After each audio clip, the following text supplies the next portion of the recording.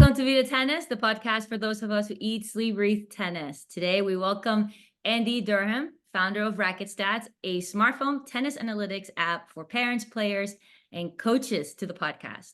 Andy has been teaching tennis for about 50 years. He has worked with players from 8 to 80, beginners to ATP and WTA pros, and he's a member of the PTR and the USPTA. Andy has a wealth of experience with companies in analytics and coaching, and he even oversaw the analytics for HBO's Wimbledon presentations, providing useful insights to commentators Arthur Ashe, Billie Jean King, and Barry McKay. He is on a mission to inform the public that the average tennis player can leverage data analytics and gain invaluable information about their game. Welcome, Andy, to Vida Tennis. How are you?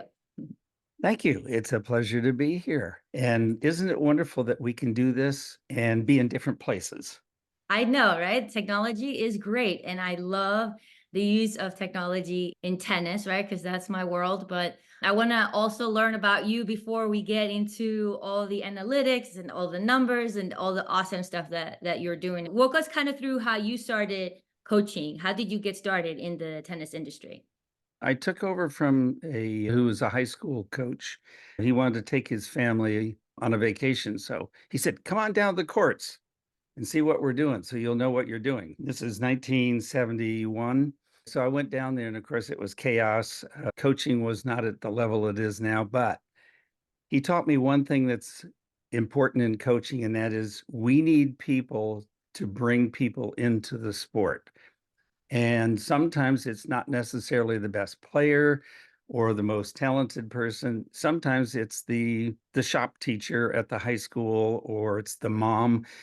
In Eve Craft's back in the 70s, Eve Craft got the Princeton method started. And she was totally responsible for really what coaches are learning today for a number of reasons. But I mean, it could be anybody. And they may be qualified, they may not be qualified, but we need a whole different tier of kinds of coaches. And so anyway, I took over and I loved it. And I was teaching fourth grade at the time. And I made more money in the summertime than I did my whole year teaching tennis in the fourth grade. I miss teaching. I miss the kids. But it led me to a career for the last 50 years. It's been wonderful. I can tell this is going to be good already because what you just said is so important. And I want to really highlight that we need to bring other people to tennis. It can't just be on the coaches and the leaders in the tennis industry. We need to get everyone to bring people in. And that's where pickleball is now. It's like they're all bringing their friend, right? It's that whole concept of bring your friend to tennis. I think it's huge and something that we are missing for a multitude of reasons. But I want to also kind of learn how you started getting into the whole analytics side. When did you start doing, say, the most basic type of analytics or tracking of any kind as a coach? Was that in the last 10 years, or do you think you've been doing that for a long time now? I was fortunate in that, in many respects, back in the day, there was Vic Braden, Dennis Vandermeer. We're about the only ones to run coaching clinics. So as soon as I found out about them, I mean, they were brand new. No, they'd never done this. So I went to Dennis Vandermeer's second pro clinic out in Lake Tahoe, and basically learned how bad I was as a tennis player and how all the things I needed to do and learn to become a good coach. Well, at the same time, I was up in Philadelphia coaching, and I got an opportunity to go down to Washington, D.C. And in the course of teaching, there was a father and a little boy next to me almost every week during the same lesson, and they were there during the week. And it was the father just trying to do the best he could with it. And eventually he came over and he said, hey, I think I'm spent. I don't know what to do now. Would you mind helping me? So I started. And you talk about working with parents. A lot of people don't like them. I happen to love working with parents because their role in developing a tennis player is just outstanding. I mean, I think Nick Bollettieri at one point said that coach's role is important, but a parent's role is tenfold more important. You have so many avenues. Anyway, the father didn't know anything about tennis. He was not a tennis player, neither was his wife, and he's trying to help this boy along. Anyway, so I would show him in a lesson what we needed to work on, and then he would spend the rest of the week working on it. And then they'd come back again and I'd give him another lesson, and then he would do that. So he is totally responsible for the development of his son.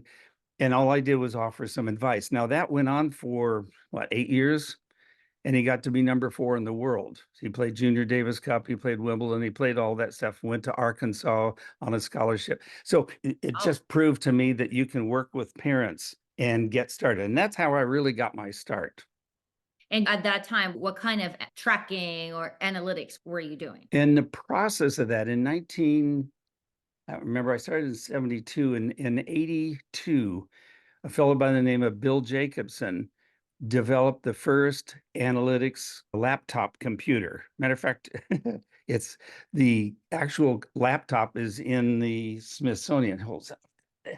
Show you what. Bingo.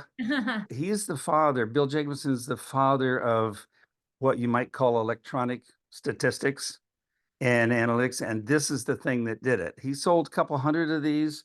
With these, we did pro events. We did all the national junior events. Some parents actually bought them, but this is how it got started. Anyway, Wow. I heard about that and I flew out to San Francisco to his office, bought one, and on the way back, I'm making up points and stuff like that. And I instant love. I just could see what this thing was capable. His company, which was Sports Software, had just started. They had a deal with Stanford and Dick Gould, Frank Brennan, and it was all in the development stages, and it was wonderful. But that's one of the reasons, for instance, that we used it with Joey exclusively because of where we wanted him to go. And we also Bill was building a database of where he needed to be. In other words, what were the guys better than him doing? What were the guys in the next age group doing? And so we used this to kind of hone what we thought Joey would need. Anyway, and it worked out beautifully. And in the semifinals of the Canadian Open Juniors, he played Christian Bergson and he lost in a match. And we did the analytics. Well, it so happened that they met again in the semifinals of the US Open Juniors that same year. And what we noticed was that Christian would block back first serves, but he would attack second serves. So we said, Joey, real easy, get your first serve in. And he won. So, I mean, analytics can be really, really simple. It doesn't have to be lots of numbers and diagrams and all that, like a lot of the TV commentators make it look so complicated because they're capable of getting that data through cameras that are stationed all over the stadium and computers galore, and they have the best analysts in the world. But that's tens and tens of thousands of dollars. And of course, most parents can't do that, especially the ones of developing players. And that's where CompuTennis didn't get to. And that's where, what is it? How many of the kids that you grew up in were quit by the time they were like 15? Mm-hmm. Yeah, a huge number, 50%. I Yeah. mean, the same thing here in the United States right now. We bring in a whole ton of kids at the lower levels, but we lose them. And one of the reasons, not the only, but one of the reasons that they don't really know if they're getting better. If you've watched the documentary series about the pros that are on TV right now, it's a nice series. Anyway, Breakpoint. and they had Sabalenka screaming at her coach, "Would somebody please tell me if I'm getting better?" Yeah. That was great. Yeah. That's so cool. And I've never seen that machine you just showed us. For anyone listening, you have to check out the YouTube video if you want to take a look at this thing that he just showed us, which was, it looks really cool. Was that designed just for tennis analytics, or was there other uses for that one in Oh, particular? there were other uses. It was the Epson 120, which was the first laptop word processing or computer. You could use it for inventory, and it's in the Smithsonian. Oh, So it was a number one. yeah. But Bill knew people with Apple that helped design the Apple II and all that, and he had them basically gut it and redefine all the keys so that we had forehands, backhands, return serves, and you could do some really sophisticated stuff with it. And on top of that, he was the first one to use this computer to get that information to TV commentators. It was the very first use of statistics because now the TV commentators, like when I worked with Billie Jean and Arthur Ashe, they're watching a lot of different matches. They are not watching just one match, Right. but they sound like they are. And how are they getting that? They're getting it from statisticians. Hey, this is what's happening in this match. This Yeah. is what's happening in that match. And we send them a little note on a card, or we usually had headphones so we could talk to them. And they would say in the break, what's going on blah, blah, blah. And we could do it because we were in a little cabin in the back. And they had TV monitors in front of us so we could watch the match. We could also get all our analytics on there. So we kept track of what it is. And most of the time we just pencil and paper, we'd make notes as to they're serving better to the deuce court or they're not returning well on the ad court or on first serves or whatever. And we could show them because we had a database of the player and we could see where they were varying from their match in this particular match, good or bad. Right. And how much more helpful that it would be for the actual player to get that information at the time, even more so than the commentators, right? Right. Analytics can be really handy for high school and college coaches because they can talk to you, Right. but not many, very few colleges are using it. When Bill through Competence, there were over 100 colleges that were using this. And the list of from Stan Smith to Billie Jean King, I mean, just Arthur Ashe used it in Davis Cup to effect. So it was used widely, but the problem is that little laptop back then was $3,500, which would be 7,000 now or something like that. So it was not affordable. And that was the issue because the internet hadn't really come along. Certainly smartphones weren't there. For sure.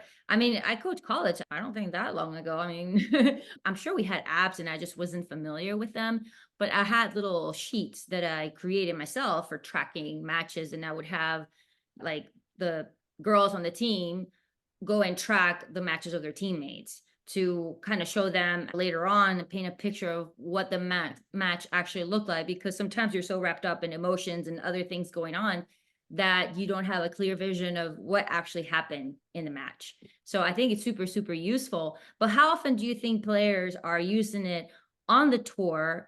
And how often do you think parents or players are using it on junior tournaments at any level? Very seldom. I think one of the issues for the industry is that there are all these sophisticated ways of getting all the data. I don't know if you've ever seen a printout. I mean, like Bill could produce like 12 pages of data on your match. Well, for the parent and the coach, it's very hard to sift through that to understand what's really important. Right. And I think as an industry, we need to work on it. I know I've got a major upgrade coming up in which we're approaching that. We're trying to simplify it for the parent. So you can get this information, but what do you do with it?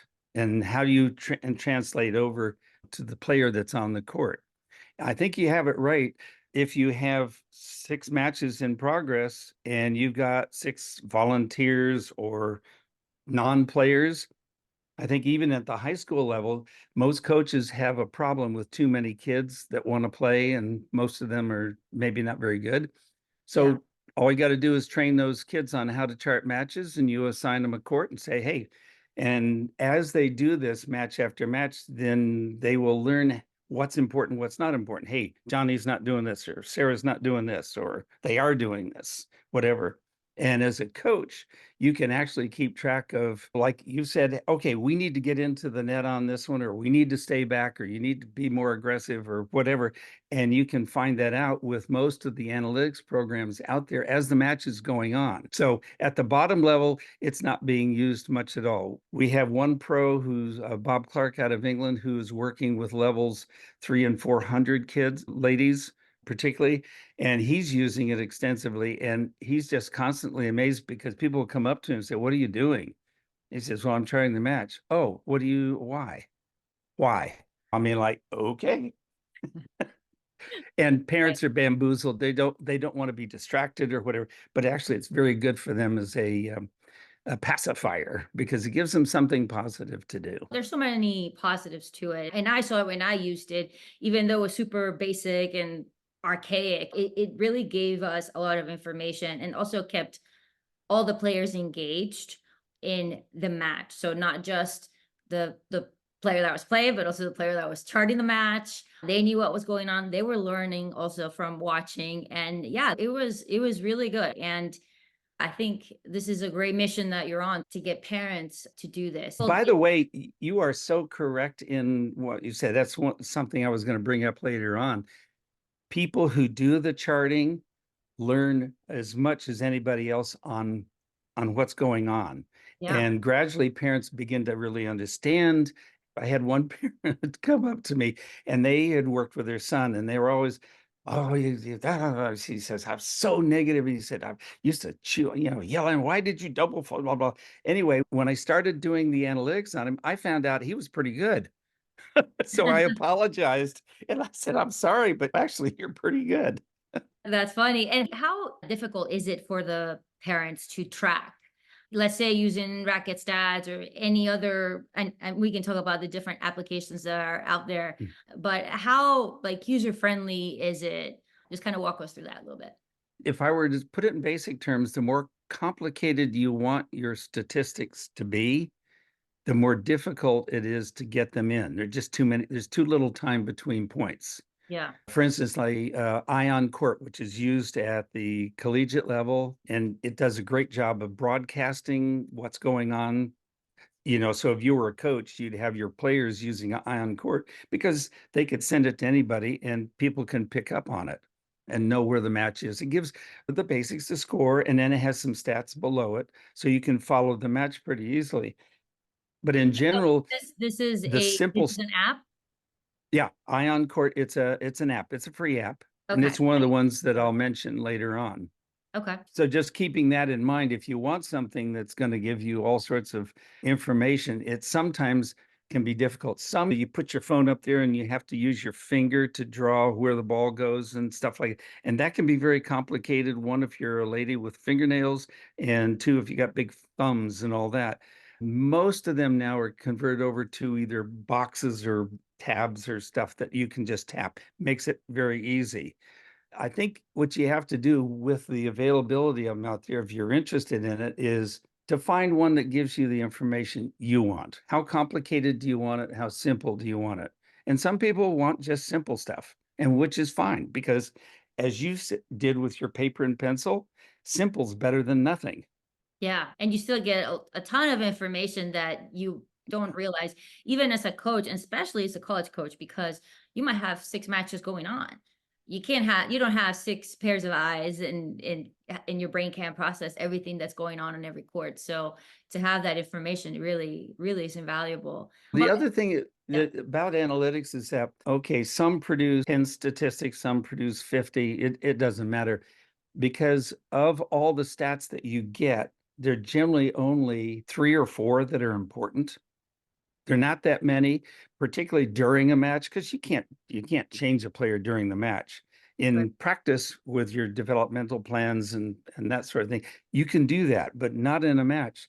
So the difficulty is in sorting out what's really important and what isn't of all the information, because there's far more information than most people can handle, certainly during a match. I think even during a match, like if you look at, say, the first set, say a player lost the first set, and you take a quick look at kind of what happened, you can give the player a lot of feedback just based off that first set and help them kind of come up with a plan. That's the beauty of college tennis is that you have that on court coaching going on. So I think, yeah, for college is like it's huge.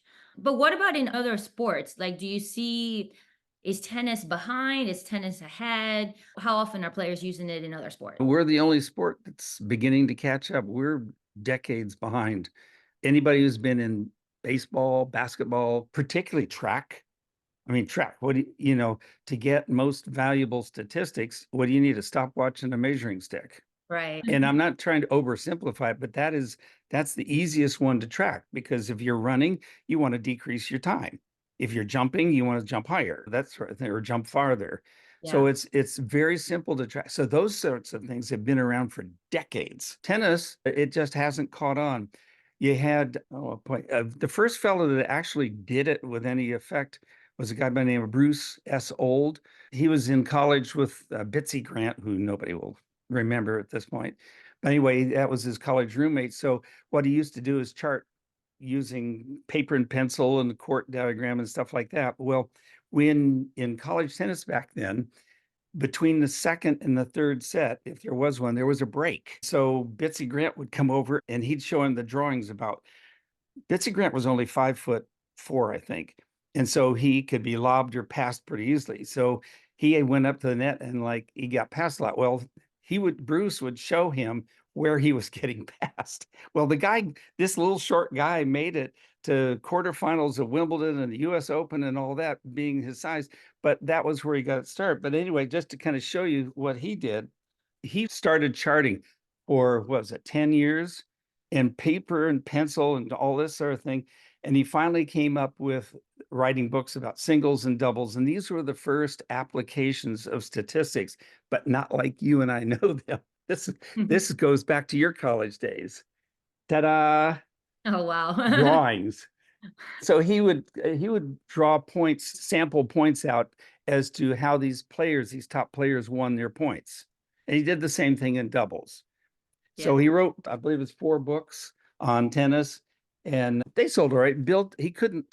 Nobody wanted to publish him, so he finally met with Bill Talbert, and between the two of them, they got these 4 books published. And then he worked until the 50s, and then he had other things to do, but he was the one that got it started. And then Bill Jacobson came in the early 80s, like 30 years later, because of the computer.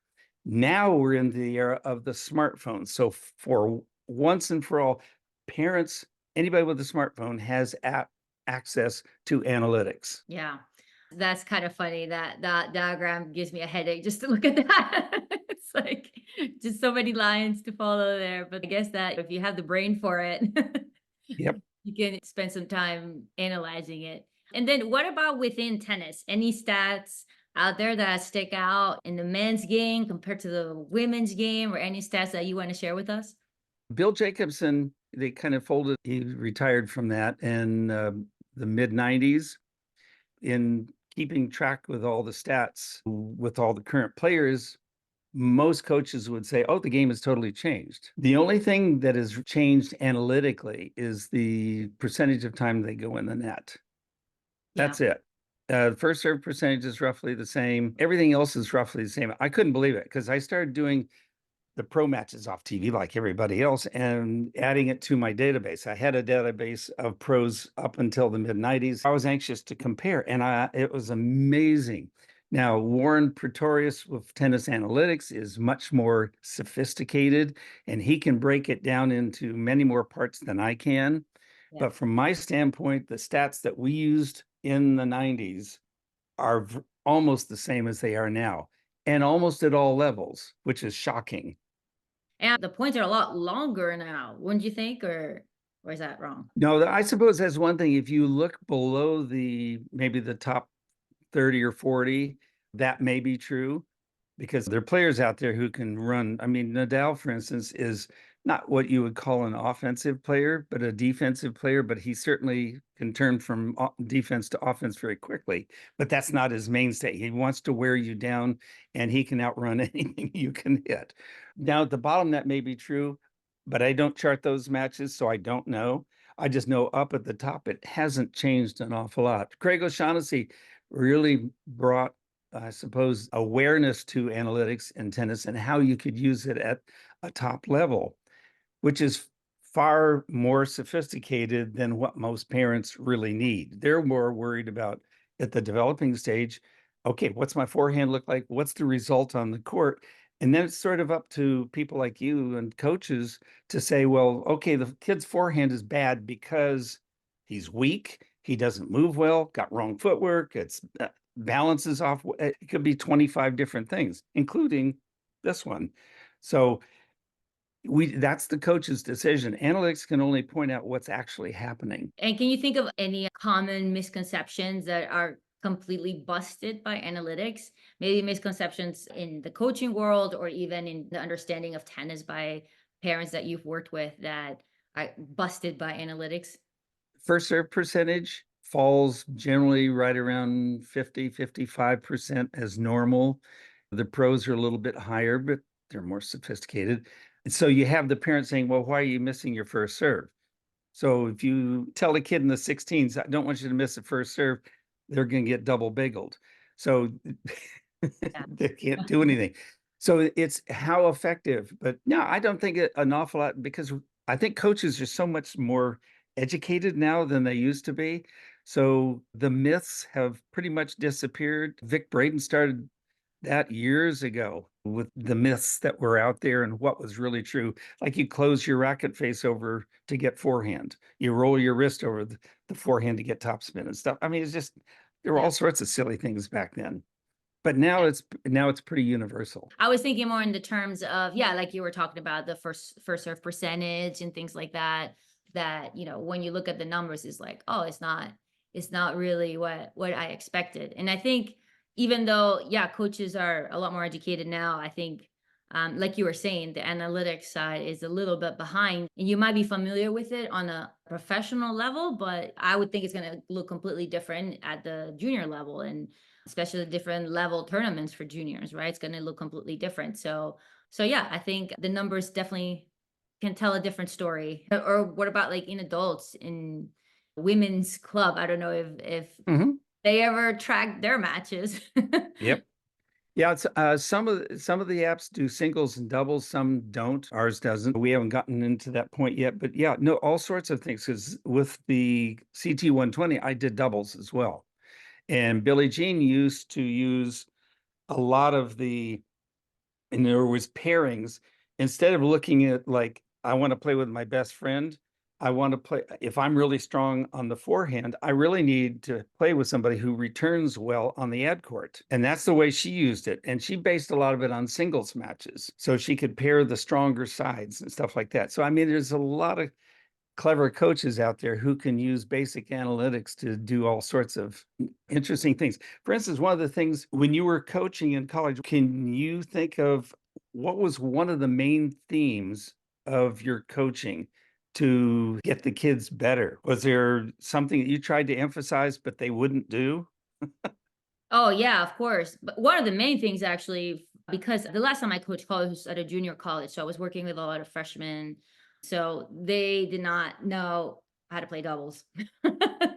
No idea how to play doubles, were uncomfortable at the net for the most part. So understanding the doubles court, finding courage at the net, all those things, being confident really at the net was a huge thing for us.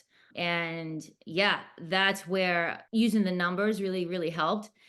Because like convincing a player to cover the middle and give up the alley, things like that. Once you see the Mhm. numbers, then things start clicking. Yeah, even at the college level, it's amazing how many people don't volley well. And of course, as a coach, I've always felt that when you're teaching a young lady or a young man, you work on their ground strokes, and you Yeah. work on their ground strokes, and you work on their ground strokes because they're too small to go to the net. Well, but the problem is that when they're 10, the balls are soft, they're floating, they're not scary. Well, Hmm. if you wait to teach somebody to volley till they're 15 or 14 or something like that, when their opponents are hitting 90-mile-an-hour forehands, that's kind of scary. And it's like, okay. And that's a coaching decision for people who work at the developing stages, that they should know that even though the kids don't necessarily win there, we've got to focus on the entire game. So being an all-court player for the young ones is important. And then as they get older, they can pick and choose whether they're going to be aggressive baseline, whether they're going to be serve and volley, whatever it is going to be. And I think the game is starting to change again. I think that's what really like Carlos Alcaraz is because he's bringing a new flavor to the game. He's starting Yeah. to use the drop shot, the lob, like things that we didn't see for many, many years. Players are starting to come more to the net. I mean, even Novak, that's how he kind of started to figure out how to beat Carlos. So it's really exciting to see even in today's high level and fast paced ball to see those changes. Well, people don't realize that the pros are probably working, those guys are working harder on their game than anybody else that's behind them. That's Yeah. why they're still at the top. And they always are looking, can all I need, because some of these matches are within 10 points of the winner and the loser. And so how do I recover 6 points? Because that means I'm up another point. I've won the match if I can win 6 more points, because they don't. Yeah. So little things like this, and they're very sophisticated. They've got access to all the stuff that's out there, and scouting, which is, by the way, scouting is one of the major things that you can do with analytics, all these programs, and Yes. you can build up a library. I know, I believe it was in Southern Cal at one point years ago when they didn't have any of this stuff. And if you played somebody that was outside the California area, you wrote up a little report on them as to what their strengths and weaknesses, and they put it in a file and they kept it there so that other players who might play that same person. So scouting has always been a major thing. It's just that I think we got off track a long time ago where, I'm sorry, my kid's better than you. I'm not going to play you, and I'm not going to give you any information. I'm not going to give anybody information on anybody. Yeah. And I think we're beginning to get away from it. But parents have the ability to chart as many matches as they want when they go to these tournaments, and they can build a database of all opponents. And coaches too. I think any coach that works with a competitive player, this is a huge thing to kind of take their coaching to the next level, is to really get into all of this. Yeah, like scouting other players. Like the player's not gonna have the time necessarily to do that because they're focusing on their own game and doing other things.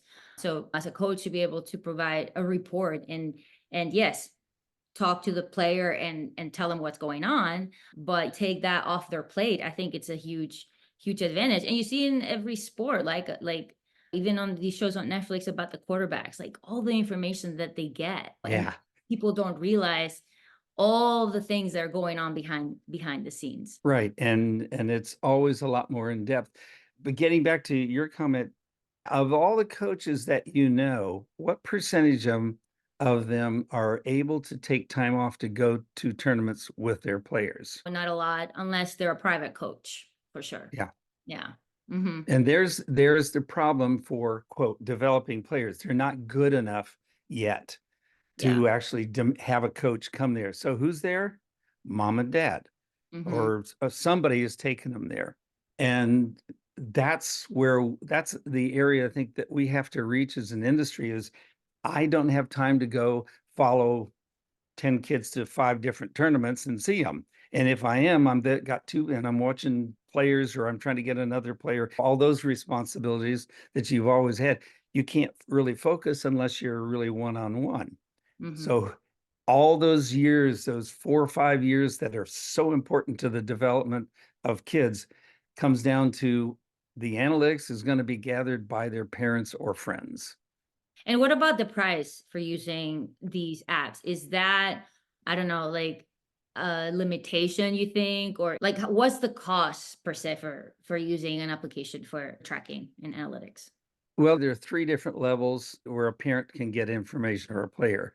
The most expensive one would be, well, I won't say the most expensive one, is when you are ATP or WTA and you get the analytics from sophisticated computers. But you're talking $100,000 a year for that information. So Yeah. forgetting that, because you couldn't get it one way or the other, you can go to a fixed court where you get like PlaySite, where it's already set up for you. They have like a tower in the middle, and they have cameras there, and you kind of check in and it starts filming, whether you're doing drills or whatever it is, and it will spit out video and analytics, numbers and stuff for you. But those courts are very expensive to set up.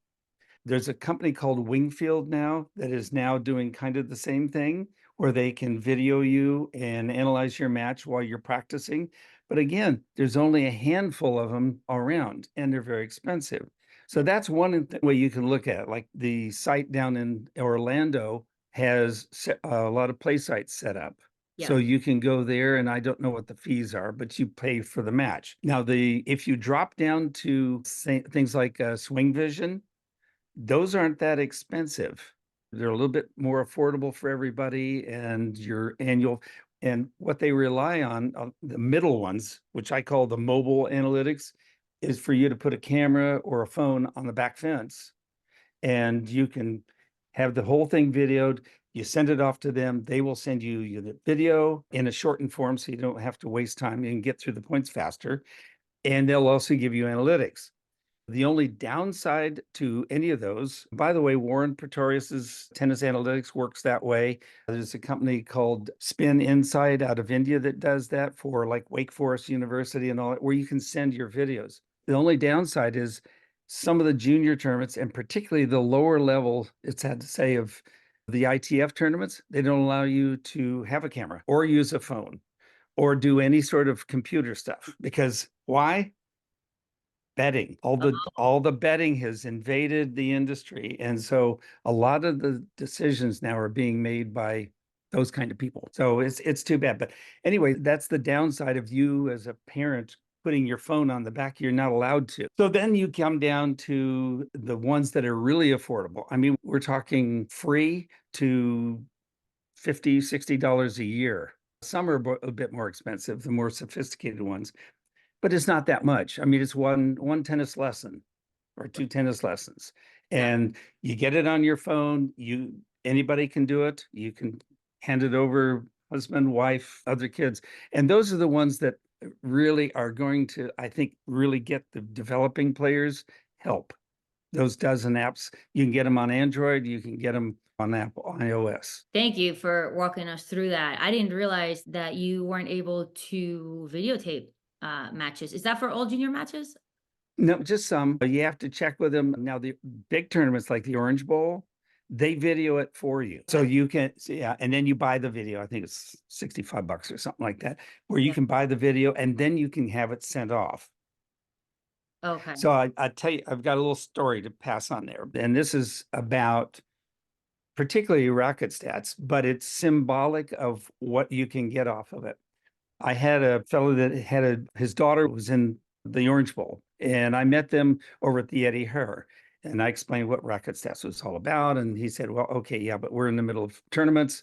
Anyway, so they went down, played the Orange Bowl, and he bought the video off of it and went back and he sent it to somebody to analyze. Then he emailed me from Hong Kong and he said, what would RacketStats do with this? And I said, well, download the app, take it off the video, and then send me the report and I'll tell you. Anyway, so that's exactly what he did.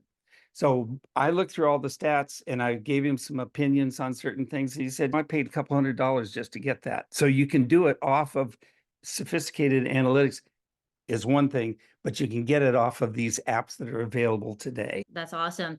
And what about, can you share a success story, like one where you like just saw the big impact that this has in a player's game, whether it's a junior or someone that made it to the pros? Do you have any story there? I was working with a lady who is #2 in Great Britain, Sarah Gomer. She was a ground stroker, but she had such strong strokes she hesitated to go to the net. Anyway, I was the director of tennis at Wentworth at that point, which had grass courts.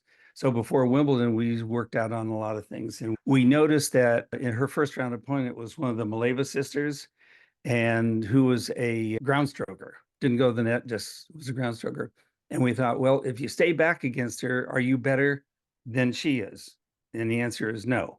So your only hope is to get the net. So for 4 weeks, we worked on getting to the net and all that sort of stuff. Mhm. And the result was she upset her in the first round of Wimbledon. So you can use stats not only as scouting, but you can build up game plans and you have time to work on it as you get better. Yeah. How long have you been in this world of racket stats? How long have you been with racket stats? Well, what happens is my that computer actually died 5 years ago. And so I had Wow. nothing. They don't make them like that anymore. No, they don't. So I started looking around at the apps that were available at the time, and I couldn't find one that I was comfortable with getting the information out of it or inputting the information or for one reason or the other. And I thought, well, with my background, I called Bill Jacobson and I said, hey, Bill, would you mind me doing an app based on CompuTennis? And he said, absolutely not. So that's when I hired a company out of Chicago to actually do the developing and built it. And it's been out for 3 years. And now we're coming out with a major update probably by the end of March that is going to, I think is going to make it something special. Cool. And are you still coaching? Oh, I would love to, but I don't have time. The only coaching I get in now is in meeting with coaches. showing them what it can do for their programs. I suppose one of the hesitancies going back to your days of coaching is if you're the director of tennis at a junior facility and you've got programs for your better ones, how do you get the stats? Because parents aren't around, you can't do it. So we're coming up with creative ways for coaches to do it, either through paying players. I mean, if I were a parent and I knew there was some high school kid out there who could chart the matches or practice match at the facility, sure, I'd pay him $10. Why not? That's cheap compared to all the other stuff you put in there. So some coaches are getting kids paid by parents to do the matches, and it's two parents, so the cost is half. He's There you put go. in $5. The other thing is that because you brought it up earlier, it's a training method. People who do the charting, they actually learn. So they take half the juniors or whatever, and they have them charting while the other ones play, and then vice versa. So Mhm. they share their time with it. So there are a lot of ways of getting it done, but it does take some extra work. But when you compare the effectiveness of what analytics is going to do for coaches and parents and players by using this at an early stage to the entrance of the videotape or the ball machine or cardio tennis or any of the the red, orange, green ball. Some coaches are going to adapt to it, and it's extra work because they got to learn how to use the videotape or the ball machine, and Right. some coaches aren't. Yeah. Well, I'll tell you one stat that I'd be interested to look at is how often players make bad calls. Yeah. Because especially on the juniors, I think it's all throughout, but I think definitely a lot worse in juniors is just the line calling is so bad. And I hope that we get to a point that, and I know this is a different type of technology, No. but we get to a point where technology can help with this issue because I think it's something that kind of pushes people away from tennis is all the on-court dramas and things like that. So anyway, that's a separate thing, but I hope Well, technology can catch up with this. yeah, and I'm hoping that technology can help out. I can see the day when almost all courts have the ability to do that. Now, some of the apps out there do line calling. Now, whether the kids stick with it or not is totally different because we got to rely on them. But I mean, like Rublev the other day had a fight with a linesman and was fined quite heavily for it, for Yeah, making a bad call. We're only human and our eyes can only see certain speeds and places. Vic Braden pointed that out years ago, that yeah, humans are really way off. And as a player, you are the worst one to make line calls yeah, because you're running and bouncing and all over the place. And he actually did a study where he showed that if you want to see the ball out, you can see it out. If it's close, you can actually see it out. 100%. Yeah. Yeah, So a lot of people aren't really actively cheating. They're passively cheating like that because they want to see it out. Others, yeah, even in the college ranks now. That's why they've eliminated let serves. right. Yeah, you can convince yourself that a ball is in or it's out in an instant. Yeah. What about other technologies that you see? You're in this world, and I know you're particularly in the stats and analytics world, but what about other technologies that you see coming into tennis that you're excited about? Yeah, there are a lot of, and this has been 6 or 7 years now. They've had things you can put on the strings of your racket that will tell you how fast you're swinging. And they do all sorts of sophisticated things like acceleration points and all this, which really can help out a coach and a player understand why they're not developing power or how they're misusing it, too much wrist play or whatever. And Yeah, all those things, I mean, the world is open to all the technology that can be out there. Some of the apps actually will show you the amount of spin that you've got on the ball, the height that it's going over the net, and it's just going to grow exponentially over the next 10 years because I think people have to start using all this first to find out what's important and what people really want. I think that's one of the major problems with the industry is that if you consult somebody like you that's a pro that's very sophisticated, you're going to want a lot different information than mom and dad. So what's developed for which level? And then how do you collect the information? Do you rely on video? Do you rely on mom and dad's phone on the thing. Technology, as it gets better and better, will allow people to do more and more with it. And then on top of that, how do you get people to understand what they've just collected? That is one of the key things that I think keeps the industry behind. Because if I'm doing basketball and I'm keeping track of free throws, that's pretty simple. But what about people like that lady from Iowa? Whoa, she's Right. broke the all-time. Yeah. Wow. I mean, she shoots threes from everywhere. Well, so how do you keep track of people who shoot 3 points? Because I think one of the key things in coaching is that if you're playing a match, how many times do players stop using their strengths because they've made some mistakes? They've got a big first serve, but oh no, I can't do that. I better just put it in. Yeah. Or they stop using their forehand, they stop going to the net or whatever, and they give up on their strengths. Well, if you knew that your strength was your forehand or ground stroke or whatever, you would use it no matter what, because you know that if that doesn't work, there's not much else to fall back on. Right. Do you offer any kind of trainings for parents or coaches or anyone that's using RacketStats to do just that, to look at what to do with the information, basically? We don't yet, and that's one of my goals is I think as an industry, we need to educate parents on what's available and how to use it. And I think we can work as an industry to do that. It doesn't have to be Racket Stats or Ion Court or at different levels. I mean, Warren Pretorius has courses now that you can take to not only use the information, but to get it and how you can collect all this stuff. So he's way ahead of almost everybody else in the industry when it comes to that level. But he's a very sophisticated level. And this would take somebody like you as a coach with a player that's either highly ranked in the state or that's from then on up to be able to use it. Because for the 10 and 12-year-old, what are you going to do with it? We really want to know the basics. So Yeah. you see, there are different levels of collection, there are different levels of inputting it. It's very sophisticated. But the bottom line is, if you don't know what you just got, it's pointless. It's useless. Yeah. Now, why do you think, why is everyone not doing this? What's your theory? They don't know about it is one, which is major. And that's one of my goals is just like on there, is to try and get people to be aware of it. Coaches are very stubborn generally, and they adapt to new things very slowly, which is fine. And it's going to be the parents that do it, but the parents don't know this stuff is out there. So by educating pros, I'm hoping that eventually they can say, hey, Mrs. Smith, you got little Annabelle here. She's going to tournament stuff. I can't be there, but you know what? There's some apps out there. And maybe you might look at them, and that way you can send me back the information and I'll be able to help her out better, which is where this thing is going. So coaches got to know about it because they're the main communicators with the industry.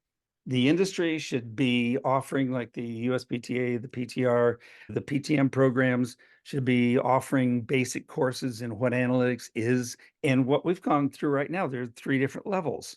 So educating those future pros through PTM programs, educating all the pros through the PTR, which is what they've got 15, 20,000 people, and so is the USPTA. They can at least make them aware of it. And then after that, we've got to get the parents to find stuff they like. And that's where I suppose capitalism comes in, because parents should have a choice of 20 different apps that they can look at and decide on their own which one is more valuable to them. Right. Thank you so much. That's so important. And I hope that you continue to grow this. Before I let you go, if you don't mind sharing with us what's been the grand slam and the double bagel moment of your career. When I was in England, I was asked to be the director of the exhibition court for the Federation Cup. It was the last Fed Cup that was held in one spot. So they built us a temporary court.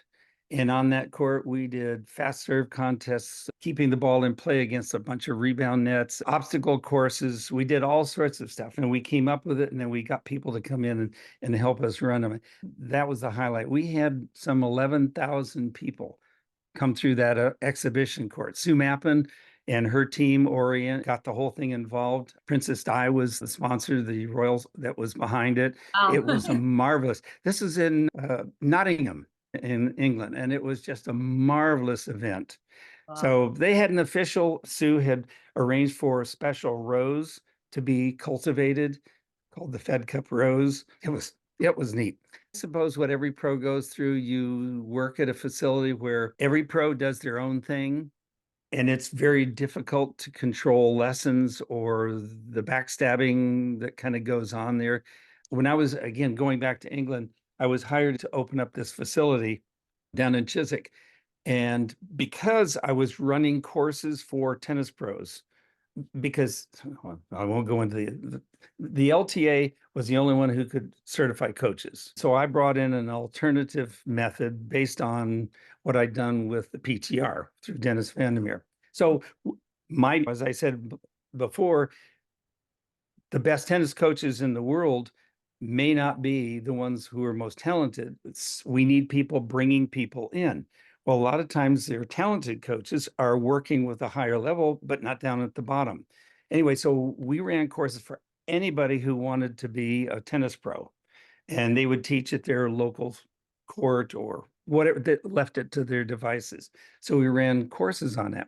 Well, when I was hired as the director on this, I actually hired people who had been on the courses, who understand a general philosophy on how to coach, so that if you were taking a lesson from me and I couldn't make it for some reason, you could easily go and get a lesson from any of the others, and they would know what I know.